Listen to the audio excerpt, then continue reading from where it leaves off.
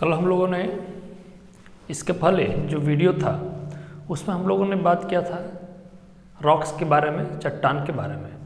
LT grade का जो syllabus है, जैसे जियोमॉर्फोलॉजी हमने चर्चा किया था, जियोमॉर्फोलॉजी के अंतर्गत यानी स्थल मंडल जिसमें अध्ययन हम लोग करते हैं, उसके बारे में हमने आपसे चर्चा किया था।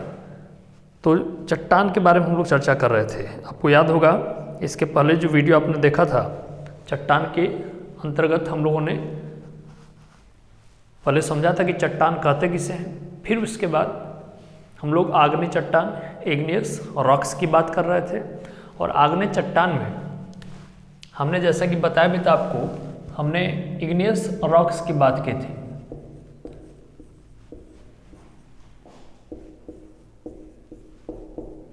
आग्नेय चट्टान, और हम लोगों ने चर्चा किया था कि आग्नेय चट्टान का जो निर्माण है, आग्नेय चट्टान का जो फॉर्मेशन प्रोसेस है, निर्माण, इसके निर्माण प्रक्रिया का जो संबंध है वो किससे है? तो बात हुई थी ज्वालामुखी प्रक्रिया के द्वारा। ज्वालामुखी प्रक्रिया के द्वारा आग्नेय चट्टान का निर्माण होता है। और ज्वालामुखी प्रक्रिया के द्वारा जो है मैग्मा जो आंतरिक क्षेत्र में वही लावा के रूप में आंतरिक और बाह्य सतह पर जमा होता है। तो ज्वालामुखी प्रक्रिया के द्वारा जो लावा का जमाव आंतरिक और बाह्य सतह पे हो रहा है, इसी लावा के जमाव से आग्नेय चट्टान, इग्नियस रॉक्स का निर्माण हो रहा है। फिर हमने चर्चा किया था आपसे कि जो लावा है, ये भी लावा दो प्रकार का होता है। एक अम्लीय लावा और दूसरा हमने बताया था आपको क्षारीय लावा। अम्लीय और क्षारीय लावा, इसका मतलब कि लावा के जमाव से आग्नेय चट्टान का निर्माण हो रहा है। तो अम्लीय लावा के जमाव से अम्लीय आग्नेय चट्टान का निर्माण होगा, अम्लीय आग्नेय चट्टान। और क्षारीय लावा से क्षारीय आग्नेय चट्टान, क्षारीय आग्नेय चट्टान का निर्माण होगा।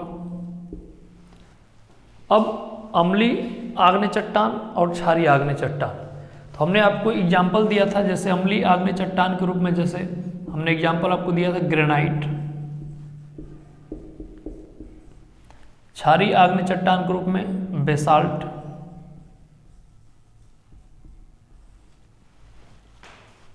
तो ग्रेनाइट और बेसाल्ट दोनों कैसी चट्टानें हैं? आग्नेय चट्टानें हैं, जिसका जमाव किस प्रोसेस के द्वारा होता है? ज्वालामुखी प्रक्रिया के द्वारा होता है।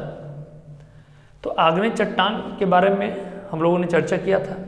फिर हमने आपको ये भी बताया था कि ज्वालामुखी प्रक्रिया का जो लावा का जमाव होता है, यह लावा का जमाव आंतरिक सतह पे होता है और बाह्य सतह पे होता है।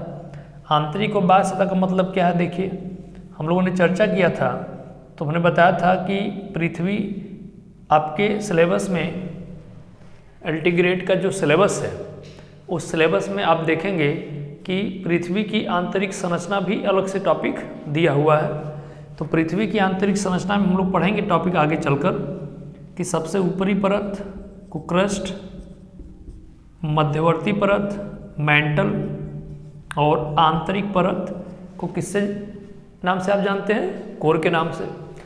जो क्रस्ट मेंटल कोर है, तो हमने बताया था कि दुर्बल मंडल का जो क्षेत्र है, जैसे मैग्मा का निर्माण होती है, मैग्मा ज्वालामुखी प्रक्रिया के द्वारा ज्वालामुखी नली के सहारे जब आंतरिक सतह पे जमा हो रहा है, ये जो आंतरिक क्षेत्र देख रहे हैं, तो लावा का जमाव आंतरिक सतह पे भी होगा और लावा का जमाव ये जो बाहरी सतह आप देख रहे हैं, आउटर सरफेस, बाहरी सतह पर भी लावा का जमाव होगा। तो जब आंतरिक सतह पर लावा का जमा हो रहा है, और इसके पहले हमने आपको क्या बताया कि ये जो ज्वालामुखी प्रक्रिया के दौरान लावा का निष्कासन हो रहा है, तो इसी लावा के जमाव से आग्नेय चट्टान का निर्माण हो रहा है। यानी प्रोसेस क्या है? Volcanic process. जब लावा आंतरिक सतह पे जमा होगा तब भी आग्नेय चट्टान होगी, बाह्य सतह पे जमा होगा तब भी आग्नेय चट्टान। बस कहेंगे क्या आप, इसको ध्यान देना आपको कि लावा का जो जमा हो रहा है आंतरिक सतह पर, तो इसे हम लोगों ने बताया कि इसे आप कहेंगे अभ्यंतरिक आग्नेय चट्टान। कौन सी चट्टान? अभ्यंतरिक आग्नेय चट्टान, intrusive igneous rock, intrusive igneous rocks. बाह्य सतह पे जब आग्नेय चट्टान का निर्माण हो रहा है लावा के द्वारा, उसे बोलेंगे बाह्य आग्नेय चट्टान, बाह्य आग्नेय चट्टान। Extrusive igneous rocks, extrusive igneous rock. ठीक है, तो यानी ज्वालामुखी प्रक्रिया के दौरान आग्नेय चट्टान का निर्माण होता है, ये क्लियर है। फिर हमने आपको एक एग्जाम्पल दिया था कि ज्वालामुखी प्रक्रिया, इसका मतलब कि जहाँ भी है पृथ्वी पर ज्वालामुखी प्रक्रिया जिस क्षेत्र में हो रही है वहाँ पर कौन सी चट्टानें मिलेगी? आग्नेय चट्टान। जैसे हमने एग्जाम्पल दिया था आपको नॉर्थ और साउथ अमेरिका, इसलिए आप देखते हैं जैसे इक्वाडोर, कोटापैक्सी सक्रिय ज्वालामुखी, एंडीज पर्वत श्रेणी के क्षेत्र में। उसी प्रकार आप नॉर्थ अमेरिका में रॉकी माउंटेन, तो रॉकी माउंटेन के क्षेत्र में भी ज्वालामुखी प्रक्रियाएं होती हैं, यानी रॉकी पर्वतीय क्षेत्र में भी आपको आग्नेय चट्टानें देखने को मिलेगी। फिर हमने एग्जाम्पल दिया जैसे हिमालय पर्वत है, तो हिमालय पर्वत, चूंकि हिमालय पर्वतीय जो क्षेत्र है तो ज्वालामुखी प्रक्रिया से अप्रभावित क्षेत्र है, यानी ज्वालामुखी प्रक्रिया का संबंध हिमालय पर्वतीय क्षेत्र से नहीं है, तो वहाँ पे आग्नेय चट्टानें आपको देखने को नहीं मिलेगी। यानी आग्नेय चट्टान का निर्माण आपने समझा ज्वालामुखी प्रक्रिया के द्वारा, और प्लस ये भी आपने देखा कि चट्टानें अम्लीय भी होती हैं, क्षारीय भी होती हैं आग्नेय चट्टानें, प्लस आग्नेय चट्टानें आप देख रहे हैं अभ्यंतरिक आग्नेय चट्टान के रूप में और बाह्य आग्नेय चट्टान के रूप में। यहाँ तक बात क्लियर है। अब आइए देखते हैं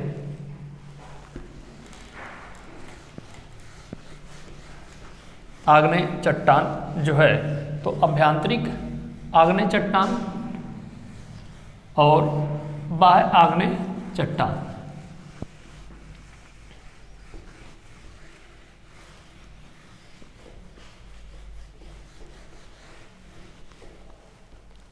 अब अलग से कॉलम बनाएंगे। एक कॉलम में जैसे लिखेंगे सिलिका की मात्रा,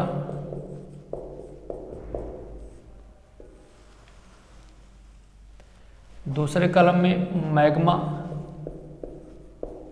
के प्रकार,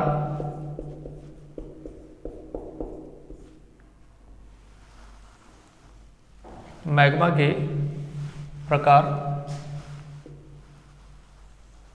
फिर उसके बाद दूसरे कॉलम में लिखिएगा मैग्मा के प्रकार के बाद अभ्यंतरिक आग्नेय चट्टान, अभ्यंतरिक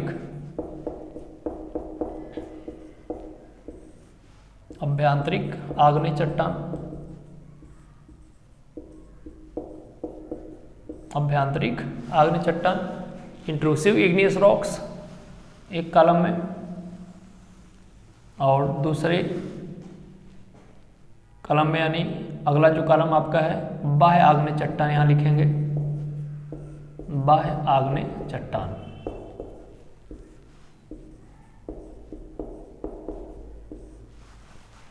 बाह्य आग्नेय चट्टान भी समझ रहे हैं आप, अभ्यंतरिक आग्नेय चट्टान भी, मैग्मा के प्रकार, और एक कॉलम में सिलिका की मात्रा।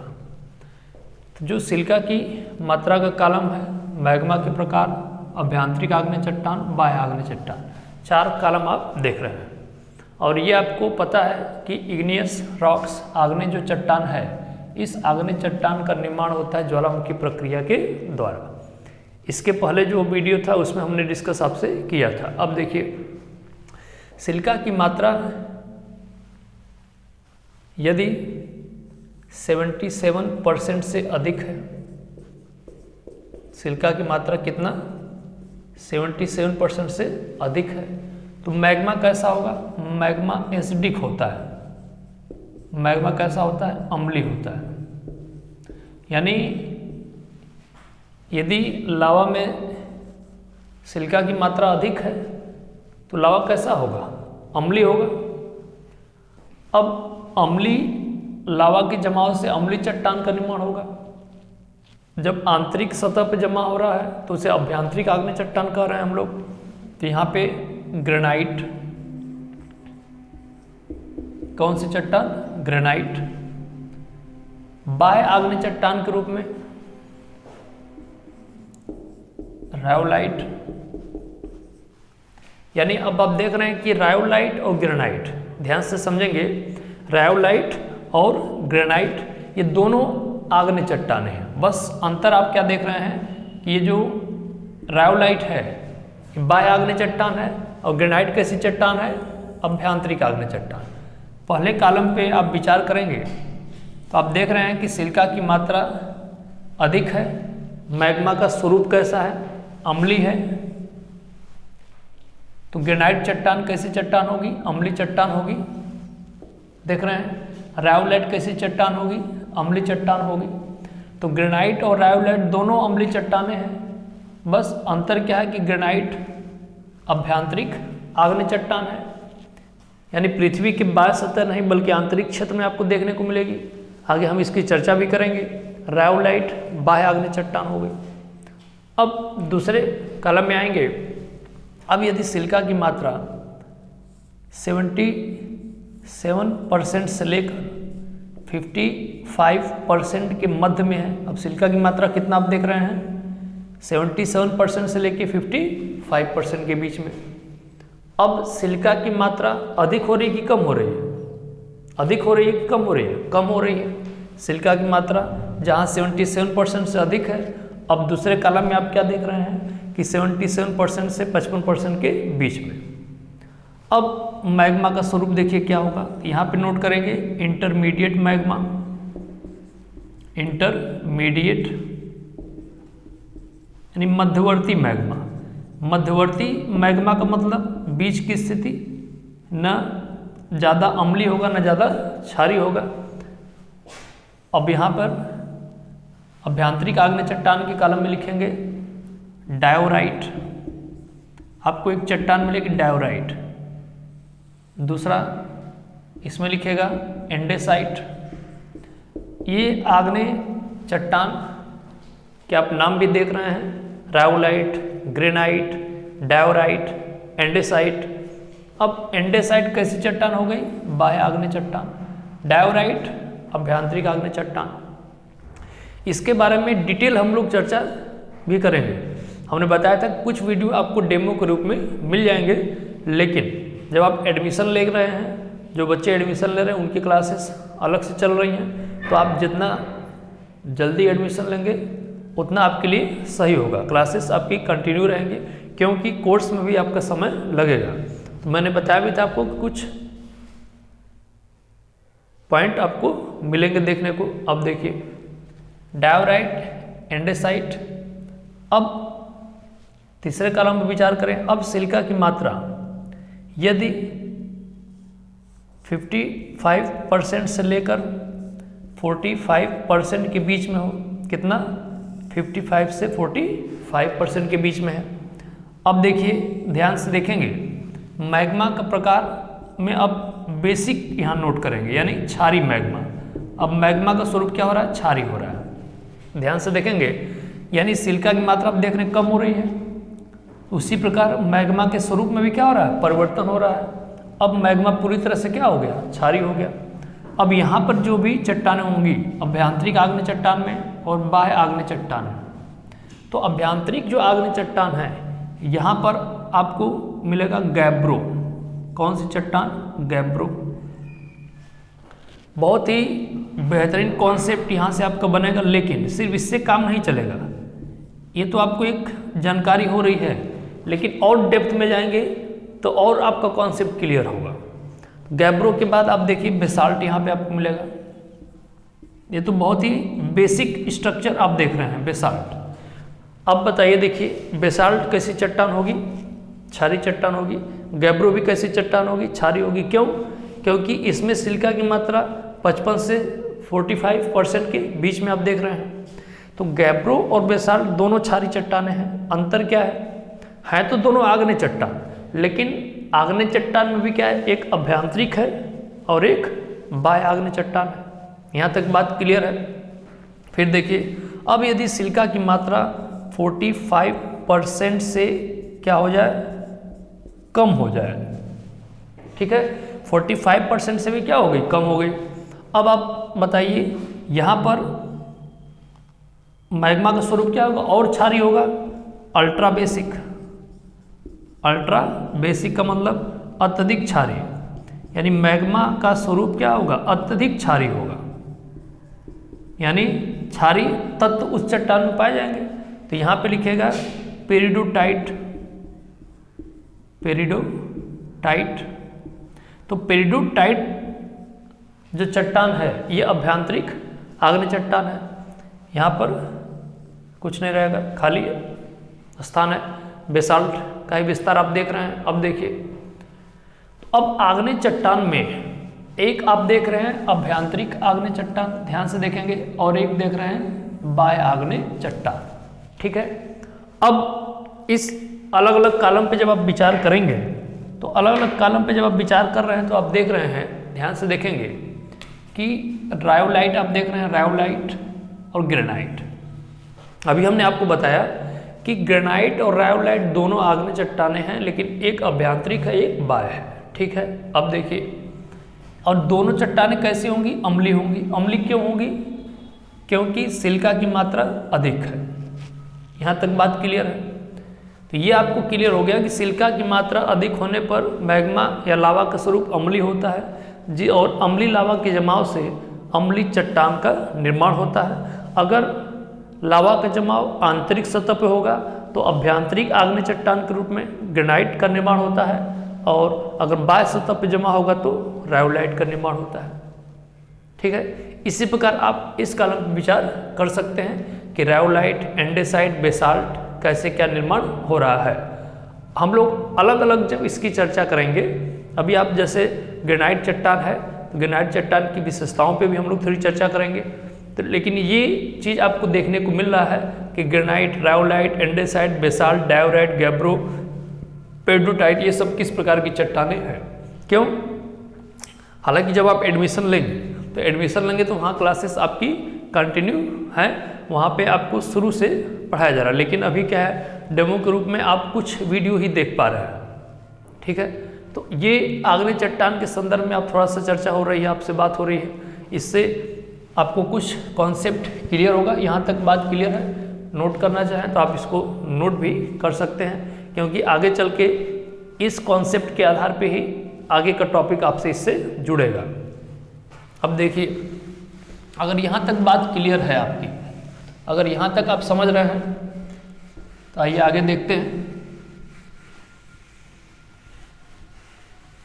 अब आग्नेय जो चट्टान हम लोगों ने पढ़ा, तो आग्नेय चट्टान, जैसा कि आपने देखा कि आग्नेय चट्टान का निर्माण होता है ज्वालामुखी प्रक्रिया के द्वारा, ठीक है। अब ज्वालामुखी प्रक्रिया के द्वारा होता है तो यह भी एक इसकी विशेषता हो गई। अगर आग्नेय चट्टान की विशेषताओं के बारे में बात करेंगे तो नोट करेंगे, जैसे आग्नेय चट्टान है तो ये भी आपको पता चल गया आग्नेय चट्टान का निर्माण। तो आग्नेय चट्टान की विशेषताओं पे भी थोड़ा सा चर्चा करते हैं। आइए देखते हैं आग्नेय चट्टान की विशेषताएं। अब देखिए, विशेषताओं के संदर्भ में अगर हम लोग बात करें तो आइए देखते हैं विशेषताओं के बारे में आए। अब विशेषताओं में अगर बात करेंगे तो सबसे पहली जो विशेषता है, सबसे पहली तो विशेषता यही है कि इसके निर्माण का संबंध किससे है, ज्वालामुखी प्रक्रिया से। ज्वालामुखी प्रक्रिया के द्वारा इसका निर्माण होता है, ठीक है। प्लस ये जो आग्नेय चट्टान है सबसे प्राचीनतम चट्टान है। कैसी चट्टान है? प्राचीनतम चट्टान, प्राचीनतम चट्टान। और प्राचीनतम चट्टान के साथ साथ इसी चट्टान के द्वारा अन्य चट्टानों का भी निर्माण होता है। इसलिए आग्नेय चट्टान को प्राथमिक शैल के नाम से भी जाना जाता है, प्राथमिक शैल के नाम से भी जाना जाता है।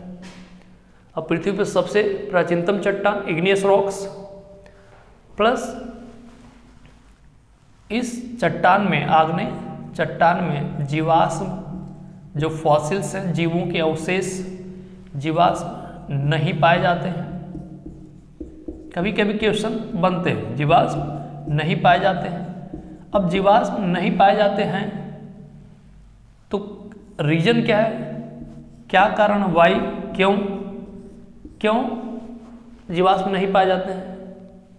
तो जीवाश्म न पाए जाने के कारण सबसे पहला अगर कारण देखा जाए तो सबसे पहला जो कारण है वह कारण क्या है, जैसे मैंने बताया प्राचीनतम चट्टान, तो इस चट्टान के निर्माण का संबंध है प्री कैम्ब्रियन कल्प से। किससे संबंध है? Pre Cambrian ion, pre Cambrian कल्प। प्री कैम्ब्रियन कल्प है क्या? यह एक ऐसा समय है जिस समय पृथ्वी पर जीवों की उत्पत्ति नहीं हुई थी, यानी कि जीवन की उत्पत्ति से पहले का समय, प्री कैम्ब्रियन कल्प। और इसी प्री कैम्ब्रियन कल्प के समय आग्नेय चट्टान का निर्माण हो रहा है। प्रोसेस क्या है? Volcanic process. तो जब जीवन की उत्पत्ति ही नहीं है तो इस चट्टान में जीवाश्म नहीं पाए जाने का सबसे बड़ा कारण है।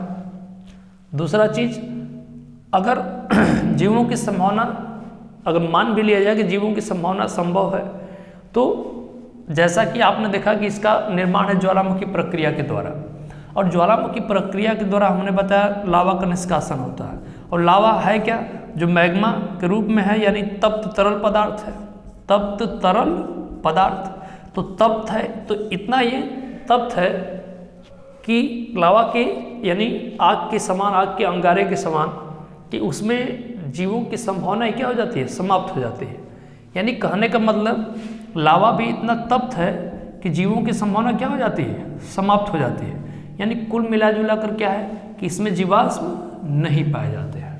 किसमें? आग्नेय चट्टान में। ये विशेषता। प्लस आग्नेय चट्टानें अपरतदार होती हैं, अपरतदार होती हैं, यानी परतों का अभाव पाया जाता है। हालांकि ऐसा लगता है, आभास होता है कि लावा का जमाव लेयर बाय लेयर होता है, लेकिन आप यही मानकर चलिए कि इसमें परतें नहीं पाई जाती, यानी परतों का विकास नहीं होता है, और परतदार चट्टानें होती हैं आग्नेय चट्टानें। प्लस आग्नेय जो चट्टानें हैं वह संगठित होती हैं। क्या होती हैं? संगठित होती हैं, कॉम्पैक्ट होती हैं, एक दूसरे से पूरी तरह से क्या होती हैं? जुड़ी होती हैं। कौन चट्टानें? आग्नेय चट्टानें कठोर भी हैं। आग्नेय चट्टानें कैसी हैं? आग्नेय चट्टानें कठोर भी हैं। अब आग्नेय चट्टानें अगर कठोर हैं, समझिएगा चीज़ों को। अब देखिए, ये विशेषता आप देख रहे हैं, इसको आपने नोट कर लिया। ज्वालामुखी प्रक्रिया, प्राथमिक शैल, प्राचीनतम चट्टान भी कहते हैं। जीवाश्म इस चट्टान में नहीं पाया जाता है, चट्टानें अपरतदार होती हैं। ये विशेषताएं आप देख रहे हैं, संगठित है। प्लस और भी देखिए, जैसे अब हमने बताया जो आग्नेय चट्टानें हैं, अगर आग्नेय चट्टानें क्या हैं? कठोर हैं। तो अगर ये चट्टानें अगर कठोर हैं तो इन चट्टानों का अपक्षयण, वेदरिंग, अपक्षयण की जो प्रक्रिया है, वेदरिंग, जो टूट फूट की प्रक्रिया है, जो फिजिकल केमिकल प्रोसेस के द्वारा वेदरिंग जो प्रोसेस होता है, अपक्षयण की प्रक्रिया, तो कहीं ना कहीं अपक्षयण की जो प्रक्रिया होगी, एक लंबे समय के बाद अपक्षयण की प्रक्रिया प्रभावित होगी, क्योंकि चट्टानें क्या है? कठोर हैं। यानी फिजिकल केमिकल जो प्रोसेस है उसका प्रभाव इस चट्टान पे क्या है? एक लंबे समय के बाद होगा। यानी टूट फूट की क्रिया होगी, लेकिन उसकी प्रक्रिया क्या होगी? लंबी होगी, दीर्घकालिक प्रक्रिया होगी। अब आग्नेय चट्टानों में अगली विशेषता आप देखेंगे कि आग्नेय चट्टानों में रंध्रों का विकास नहीं होता है, रंध्रों का विकास नहीं होता है। यानी आग्नेय चट्टानें जो हैं वो नॉन पोरस होती हैं। क्या होती हैं? नॉन पोरस होती हैं, यानी रंध्र जो है, रंध्र इसमें नहीं पाया जाता है, रंध्रों का विकास नहीं होता है। रंध्र यानी जो छिद्र है, चट्टानें चूंकि एक दूसरे से क्या है, संगठित है, कोई गैपिंग आपको देखने को नहीं मिलेगी। तो रंध्रों का जब विकास नहीं होगा तो जो जल है वह रिस कर वह इस चट्टान के सारे भूगर्भ में प्रवेश नहीं कर पाता है। तो जहाँ भी आग्नेय चट्टानें पाई जाती हैं वहाँ के भूगर्भ जल में भी क्या होगी, कमी आपको देखने को मिलेगी। चट्टानें संगठित है, कॉम्पैक्ट है, पूरी तरह से जुड़ी हुई हैं, ठीक है। तो आप देख रहे हैं कि आग्नेय जो चट्टानें, हाँ, खनिज संसाधन, खनिज की प्रधानता होगी, खनिज, चट्टान में खनिज पाया जाएगा।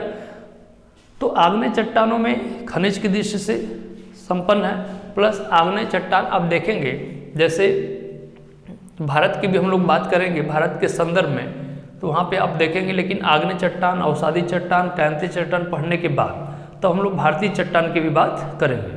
लेकिन आज का जो वीडियो है, तो इसके पहले हम लोग चट्टान थोड़ा सा समझे थे, आग्नेय चट्टान, फिर हमने बताया आपको एक चार्ट के माध्यम से आपने देखा कौन कौन से आग्नेय चट्टान, अभ्यंतरिक और बाह्य आग्नेय चट्टानें, प्लस विशेषताओं के संदर्भ में आप कुछ मुख्य विशेषताओं को आप देख रहे हैं। जैसे एक विशेषता तो हो गई, ज्वालामुखी प्रक्रिया के द्वारा इसका निर्माण हो रहा है। फिर आप देख रहे हैं इन्हीं आग्नेय चट्टान के द्वारा अन्य चट्टानों का निर्माण देखने को आपको मिलेगा। तो प्राथमिक शैल सबसे प्राचीनतम चट्टान भी है। प्लस आप देख रहे हैं कि जीवाश्म इस चट्टान में नहीं पाए जाते हैं, ये भी आपको क्लियर है। क्यों नहीं पाया जा रहा है ये भी आपको हमने बताया। अब देखिए, ये चट्टानें अपरतदार हैं, यानी परतों का अभाव पाया जाता है, परतों का विकास यानी लेयर का डेवलपमेंट उस क्षेत्र में नहीं हो रहा है। प्लस आप ये भी देखें कि इसमें नॉन पोरस होती हैं ये चट्टानें, आग्नेय चट्टानें, यानी रंध्रों का विकास नहीं होता है, जिससे भूगर्भ जल में कमी भी देखने को मिलती है। फिर अगली विशेषता आपने देखा कि चट्टानें कठोर हैं, तो इनका वेदरिंग जो प्रोसेस है वो क्या होगा, एक दीर्घकालिक प्रक्रिया का परिणाम होगा। तो कहने का मतलब कि आग्नेय चट्टान की विशेषताएं आपने कुछ देखा, ठीक है। फिर आगे हम लोग बात करेंगे, जैसे सेडिमेंट्री रॉक्स की बात करेंगे, कांतिय चट्टान, मेटामॉर्फिक रॉक्स की बात करेंगे। फिर उसके बाद इग्नियस रॉक्स, सेडिमेंट्री रॉक्स और मेटामॉर्फिक रॉक्स, तीनों का हम लोग तुलनात्मक अध्ययन करेंगे, क्या उसका प्रभाव पड़ता है। जैसे हमने बताया था कि चट्टान का महत्व अगर किसी राष्ट्र के डेवलपमेंट में किस प्रकार पड़ता है, उसकी हम लोग चर्चा करेंगे। यानी कुल मिला जुला कर आपका जो अध्ययन है काफ़ी विस्तृत होगा। तो मैं चाहूँगा कि अगर आप इच्छुक हैं तो जुड़ें, जल्द से जल्द एडमिशन प्रोसेस जो भी स्टार्ट है और आप एडमिशन लें ताकि आपका क्लास स्टार्ट किया जाए। तो आज के लिए इतना ही, फिर हम लोगों की मुलाकात होगी कल 8 बजे क्लास आपकी रहेगी। आज के लिए इतना ही, कल मिलते हैं, धन्यवाद।